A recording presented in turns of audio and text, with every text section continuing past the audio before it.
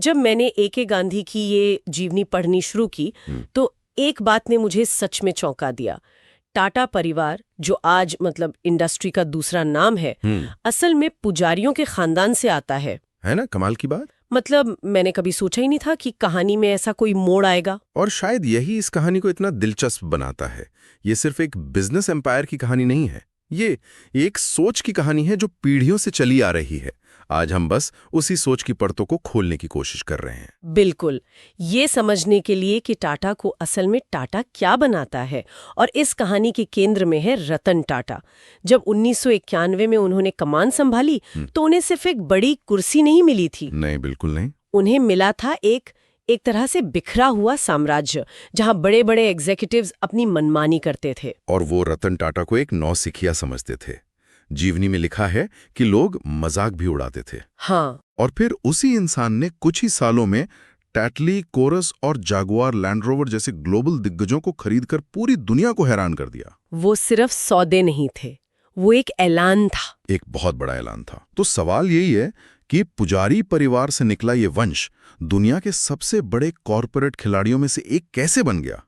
इस हिम्मत और इस विजन की जड़ें कहाँ हैं? इसी सवाल का जवाब ढूंढने के लिए हमें कहानी की बिल्कुल शुरुआत में चलना होगा। हाँ, जमशेदजी टाटा से शुरू करते हैं। चलिए। तो कहानी शुरू होती है गुजरात के नवसारी से। जैसा कि आपने कहा, जमशेदजी का परिवार सदियों से पारसी पुजारी था, लेकिन उनके पिता नौशेरवान जी उस परंपरा से बाहर निकलने वाले पहले इंसान थे। वो बिजनेस के लिए बंबई आ गए और यहीं से टाटा की बिजनेस यात्रा की नींव पड़ी। हाँ, जमशेदजी ने सिर्फ 2100 रुपए से एक ट्रेडिंग कंपनी खोली थी। सिर्फ 2100 रुपए से? जी, लेकिन असली खेल तब शुरू हुआ जब 1869 में उन्होंने एक पुरानी तेल मिल को खरीदकर उसे एक कॉटन मिल में बदल दिया। बहुत सॉलिड वजह थी। एक, कपास वहीं उगती थी तो कच्चा माल बिल्कुल पास था। ओके। 2, रेलवे लाइन मौजूद थी जिससे माल भेजना आसान था। और 3, वहां कोयला और पानी आसानी से मिल जाता था। वाओ, मतलब उन्होंने लॉजिस्टिक्स के बारे में तब सोचा जब ये शब्द शायद बिजनेस की दुनिया में आया भी नहीं था। बिल्कुल, ये सिर्फ मुनाफा कमाना नहीं था, ये एक सस्टेनेबल बिजनेस बनाने की सोच थी। और ये सोच सिर्फ फैक्ट्री तक सीमित नहीं थी, है ना? उन्होंने अपने कर्मचारियों के लिए जो किया वो तो उस जमाने के हिसाब से क्रांति ही थी। एक क्रांति से कम नहीं था। सोचिए, 1886 में पेंशन फंड, 1886 में, और 1895 में एक्सीडेंट कंपनसेशन। ये वो दौर था जब मजदूरों के हक की कोई बात ही नहीं करता था।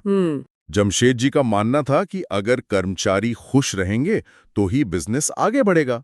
ये वेलफेयर की सोच उनके डीएनए में थी। तो उन्होंने एक मजबूत नींव तो रख दी, लेकिन उनके 3 बड़े सपने थे जिन्होंने आने वाली सदियों के लिए टाटा समूह की दिशा ही तय कर दी। हाँ, और वो तीनों सपने अपने आप में एक पूरा विजन थे।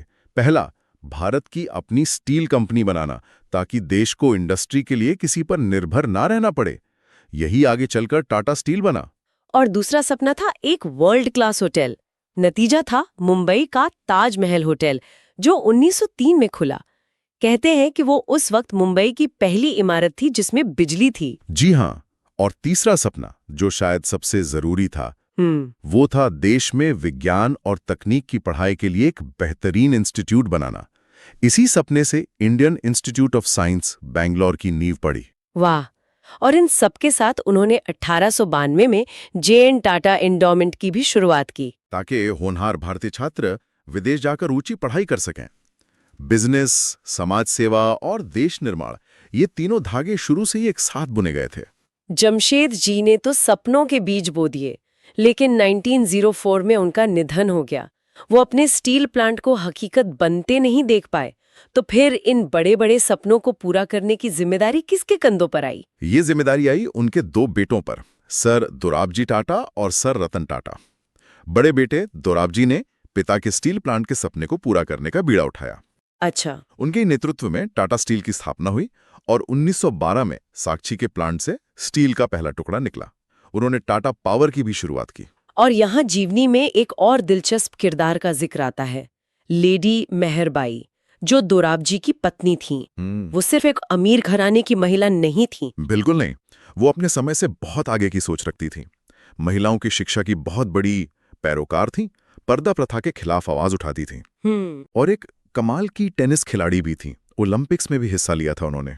अरे वाह! उनकी याद में ही आज lady Tata memorial trust cancer research के लिए काम करता है। और छोटे बेटे सर रतन टाटा, उनकी विरासत क्या थी? सर रतन टाटा अपनी सामाजिक चेतना और दरियादिली के लिए जाने जाते थे। जीवनी में एक बहुत ही अहम बात लिखी है कि उन्होंने महात्मा गांधी के दक्षिण अफ्रीका में चल रहे संघर्ष के लिए 1,25,000 रुपए की मदद भेजी थी। 1,25,000 रुपए? आज ये शायद उतनी बड़ी रकम ना लगे, लेकिन उस जमाने में ये एक खजाना था। बिल्कुल। ये दिखाता है कि टाटा की सोच सिर्फ भारत तक सीमित नहीं थी, बल्कि जहां भी अन्याय हो रहा था वहां मदद पहुंचाने की थी। और यहीं पर परिवार की कहानी में एक अहम मोड़ आता है जो सीधे रतन टाटा से जुड़ता है। सर रतन टाटा की अपनी कोई संतान नहीं थी। हाँ, ये एक बहुत ही जरूरी कड़ी है। उनकी पत्नी लेडी नवाज बाई ने नवल हॉर्मस जी टाटा को गोद लिया था, और जो एक दूर के रिश्तेदार के बेटे थे। और यही नवल टाटा आगे चलकर रतन नवल टाटा के पिता बने। इस तरह विरासत एक नई पीढ़ी तक पहुंची। और इसी पीढ़ी ने टाटा समूह को एक पारिवारिक बिजनेस से एक मॉडर्न कॉर्पोरेशन में बदला। यहाँ एंट्री होती है जीआरडी टाटा की। जीआरडी टाटा, भारतीय एविएशन के पिता। हाँ, वो भारत के पहले लाइसेंस्ड पायलट थे। मुझे हमेशा उनकी वो कहानी रोमांचित करती है कि कैसे उन्होंने 1932 में टाटा एयरलाइंस की पहली फ्लाइट कराची से बंबई तक उड़ाई थी। वो सिर्फ एक पायलट नहीं थे, वो एक विजनरी थे। उन्होंने समूह में मेरिट को बढ़ावा दिया, ये पक्का किया कि सही काम के लिए सही इंसान चुना जाए, चाहे वो परिवार का हो या ना हो। उनके दौर में टाटा ग्रुप 14 कंपनियों से बढ़कर 95 कंपनियों का समूह बन गया। 1992 में उन्हें भारत रत्न भी मिला।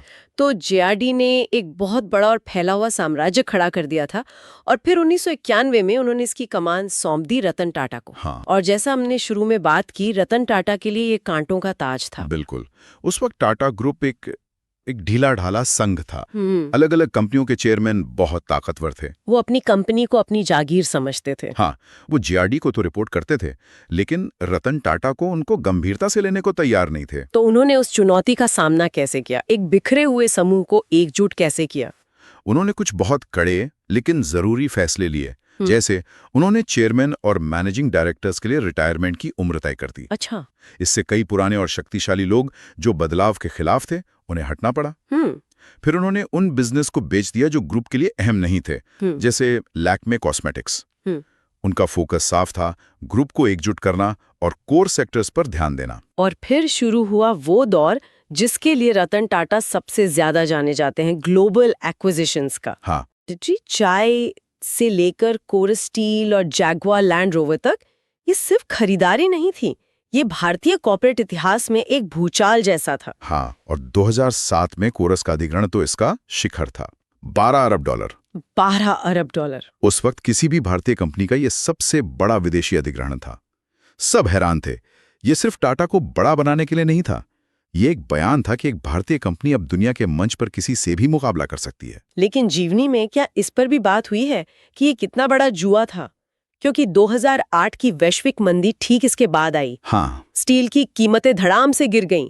अचानक ये फैसला एक बहुत बड़ी गलती लगने लगा था। और यहीं पर रतन टाटा का वो फलसफा सामने आता है जो उन्हें दूसरों से अलग करता है। जीवनी में उनकी एक बात है, मैं सही फैसले लेने में विश्वास नहीं करता, मैं फैसले लेता हूं और फिर उन्हें सही साबित करता हूं।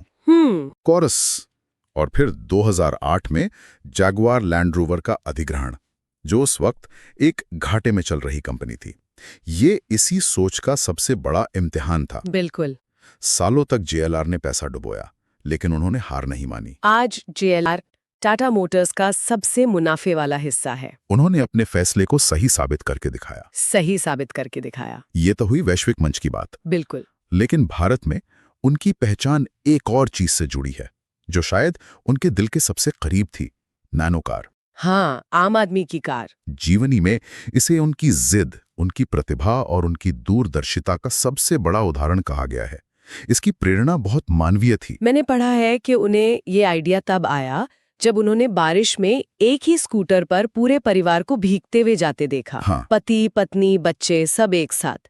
उन्हें लगा कि इन लोगों के पास एक सुरक्षित गाड़ी होनी चाहिए। बिल्कुल।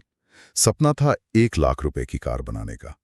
एक ऐसी कार जो सुरक्षित हो, भरोसेमंद हो और हर भारतीय परिवार की पहुंच में हो। लेकिन ये सफर बहुत मुश्किल था। बहुत ज्यादा। पश्चिम बंगाल के सिंगुर में जमीन को लेकर इतना बड़ा राजनीतिक विवाद हुआ कि उन्हें प्रोजेक्ट ही बंद करना पड़ा। मुझे याद है वो दौर, हर न्यूज चैनल पर बस सिंगुर की ही चर्चा थी। हाँ, कोई भी दूसरा लीडर शायद हार मान लेता, शायद।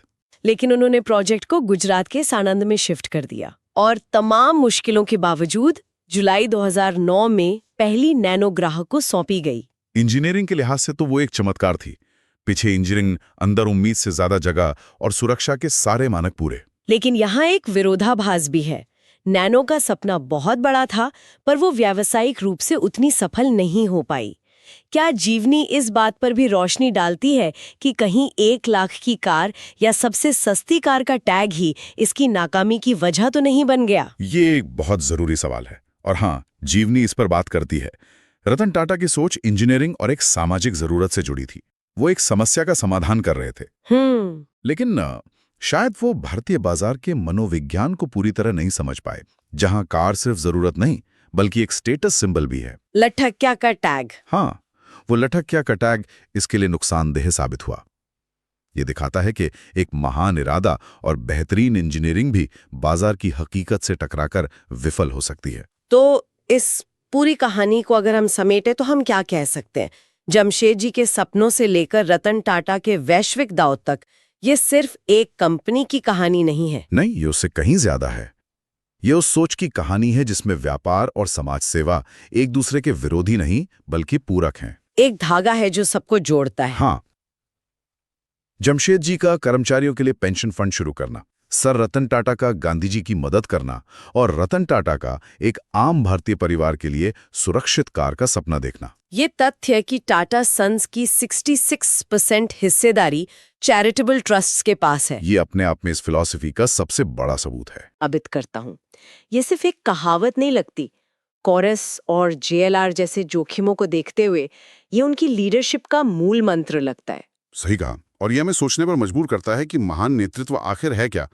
क्या ये हमेशा पहले से ही सही रास्ता चुनने के बारे में है, या फिर ये अपने चुने हुए रास्ते पर इतना विश्वास करने और मेहनत करने के बारे में है कि आप उसे ही सही साबित कर दें, चाहे रास्ते में कितनी भी मुश्किलें क्यों ना आए। टाटा की कहानी शायद दूसरे वाले विकल्प का समर्थन करती है।